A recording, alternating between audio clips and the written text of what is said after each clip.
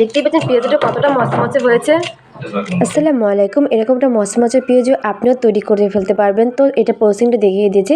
ফার্স্টে ডাল বাটা নিয়ে নিয়েছি, তার ভিতরে পুদিনা পাতা, তারপর মরিচ এটা দিয়ে নিয়েছি। আর এখন দিচ্ছি ভাজা গরম মশলা। এটা আপনার পেঁয়াজুটাকে বা যে কোনো খাবারকে দ্বিগুণ পরিমাণ মজাদার করে তুলবে। তো এটা হচ্ছে আপনি মাটির সাথে পেয়ে যাবেন। এটা সম্পূর্ণ হোমমেড এবং কেমিক্যাল ফ্রি।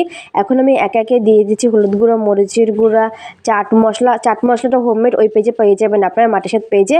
আর এইটা মোগল মাংসের মশলা, এটাও মাটির সাথে পেজে অ্যাভেলেবেল আছে, আপনারা নিতে পারবেন চাইলে।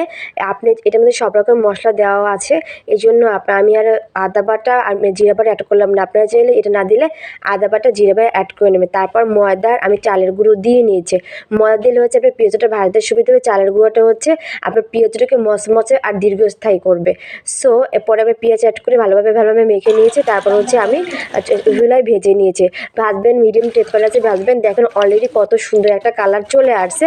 আর ক্রিসপি যে কী পরিমাণ হয়েছে বিশ্বাস করবেন না। একবার পেঁয়াজটা কতটা মচমচে হয়েছে। আমি কিন্তু অনেকক্ষণ আগে ভেজেছিলাম এবং রোজা করার আগ মুহূর্তে আপনাদের ভেঙে দেখাচ্ছি। দেখেন কী পরিমাণে মচমচে হয়েছে এবং শক্ত।